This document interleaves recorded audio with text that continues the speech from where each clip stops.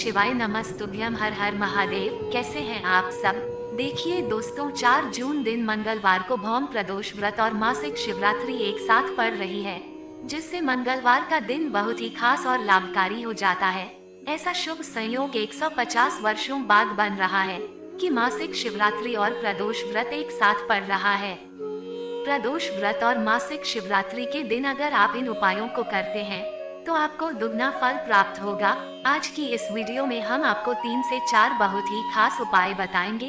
अगर आपके जीवन में बहुत ज्यादा दुख बना रहता है, या आपकी कोई विशेष मनोकामना है, या आपके जीवन में धन वैभव की बहुत कमी रहती है, आपके घर परिवार में सुख शांति नहीं रहती है, आपके घर परिवार में रोग बीमारी की समस्याएं बनी रहती है, तो इस बार प्रदोष व्रत और मासिक शिवरात्रि पर इन उपायों को करके आप अपनी हर समस्याओं को दूर कर सकते हैं।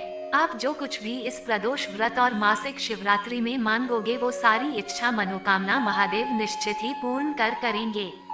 इन उपायों को पूज्य गुरु जी की ही कथा को सुनकर और समझकर ही हम आपको समझाने का पूरा प्रयास करते हैं, ताकि आप उपायों को आसानी से समझ सके और आप इन उपायों को करके अधिक से अधिक लाभ प्राप्त कर सके।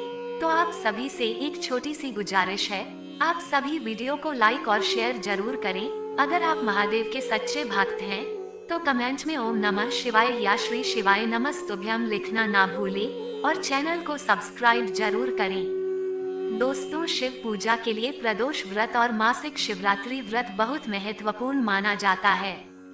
त्रयोदशी और चतुर्दशी ये दोनों ही तिथि भगवान शिव को अति प्रिय होती है। ज्येष्ठ की मासिक शिवरात्रि और भौम प्रदोष व्रत 4 जून दिन मंगलवार को है।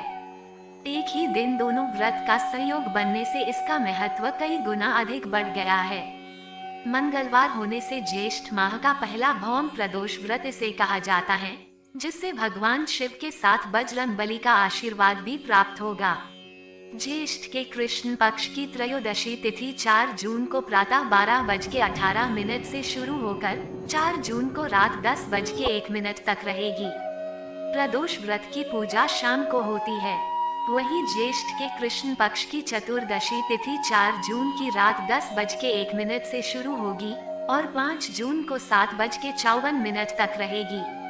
शिवरात्रि की पूजा रात्रि निशिता काल मुहूर्त में होती है।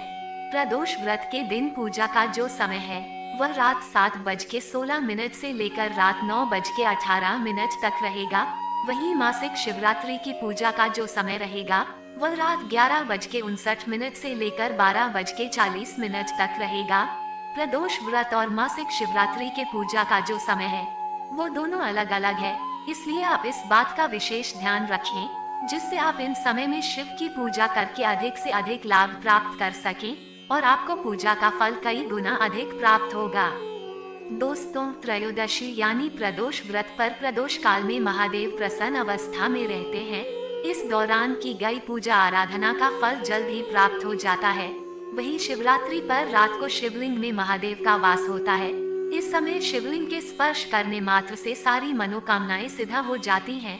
ये दोनों ही व्रत सुखी वैवाहिक जीवन, सुयोग्य जीवन साथी, धन समृद्धि में वृद्धि और अपार खुशियां प्रदान करने वाली रात्रि होती है।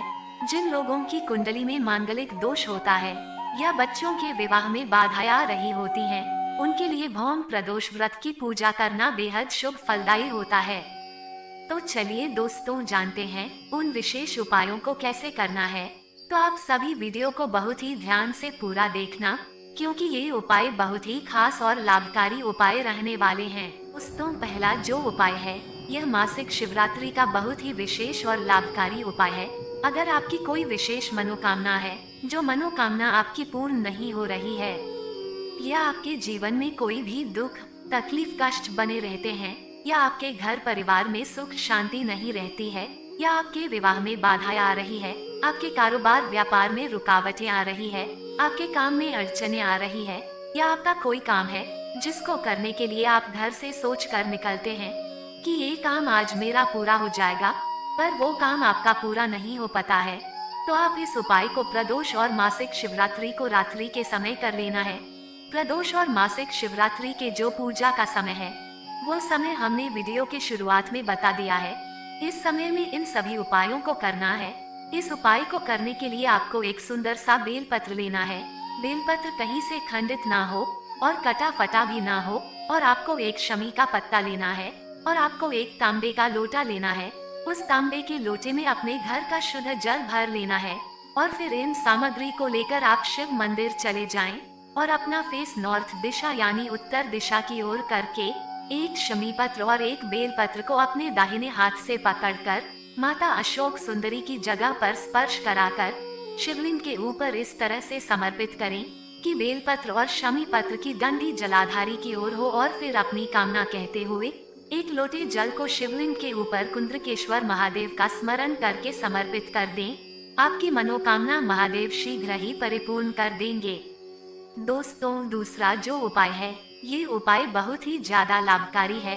अगर आपके घर में बहुत ज्यादा कष्ट बना रहता है, आपके घर परिवार में बहुत ज्यादा रोग बीमारी की समस्याएं बनी रहती हैं, आपके घर परिवार में सुख शांति नहीं रहती है, आपके घर परिवार में गृह क्लेश होते ही रहते हैं, आपके घर की सुख शांति कम होती चली जा रही है, आपके घर में दरिद्रता रहती है, या आपके घर परिवार के सदस्यों पर कोई ना कोई विपत्ति या समस्या बनी रहती है, या आपकी कोई महत्वपूर्ण कामना या इच्छा है, तो इस उपाय को मासिक शिवरात्रि या प्रदोष पर करने से महादेव आपकी सभी कष्टों को दूर कर देते हैं। साथ ही इस उपाय को करने से अगर आपके ऊपर मांगलिक दोष है, या आपकी कुंडली में किसी प्रकार का कोई दोष है जिसके कारण आपके विवाह, कारोबार, उन्नति में अड़चने आ रही हैं, तो वो सब दूर हो जाते हैं। इस उपाय को करने के लिए आपको 5 सुंदर से बेलपत्र लेने हैं। बेलपत्र कहीं से खंडित ना हो और कटे फटे ना हो। अगर आपको बेलपत्र नहीं मिल पा रहे हैं, तो आप शिवलिंग पर चढ़ाए हुए बेलपत्र को धोकर उन्हें शिव जी को फिर से समर्पित कर सकते हैं। और आपको लाल या पीला चंदन लेना है। चंदन आपको एक चुटकी लेना है, और आपको एक तांबे का लोटा लेना है।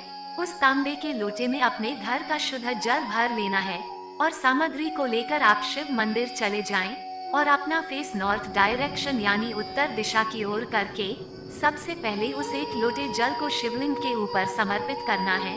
और फिर जो भी आप चंदन लेकर आए हैं उसका गाढ़ा पेस्ट बना लें, और बेलपत्र की 5 बीच वाली पत्ती में इस चंदन की एक एक बिंदी लगा देना है, और फिर इन 5 बेलपत्र को 5 जगह समर्पित करना है।